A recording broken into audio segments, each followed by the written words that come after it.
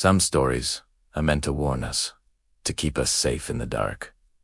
But what if the warning is real? What if the thing we fear most is just waiting for us to make a single mistake? This is one of those stories. A young woman moved into a new apartment, a place with a history she didn't know. The landlord gave her a list of simple rules, strange but seemingly harmless. Never leave clothes on the floor, one read. Always keep the window locked after sunset, said another. She thought they were just quirks of an old building, little things she could easily overlook. But some rules are written in blood, and the consequences for breaking them are far worse than a simple fine. Every rule has a consequence. Ignoring even one could awaken the hunger that has been waiting patiently in the darkness, right under her bed. The first night, she was tired from moving. A single sock fell from her laundry basket and landed on the floor. She saw it, but decided it could wait until morning.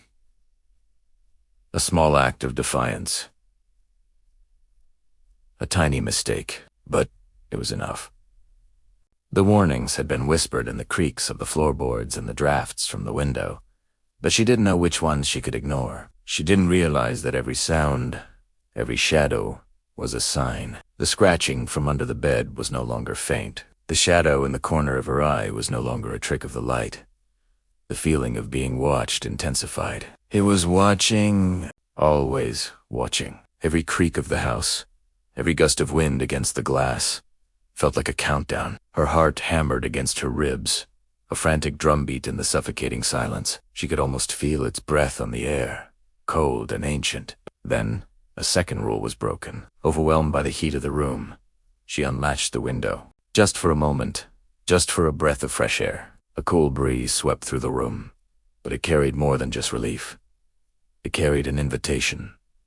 The scratching stopped. The room fell silent, and then the bed began to shake. A low growl echoed from beneath, a sound that vibrated through the mattress and into her very bones.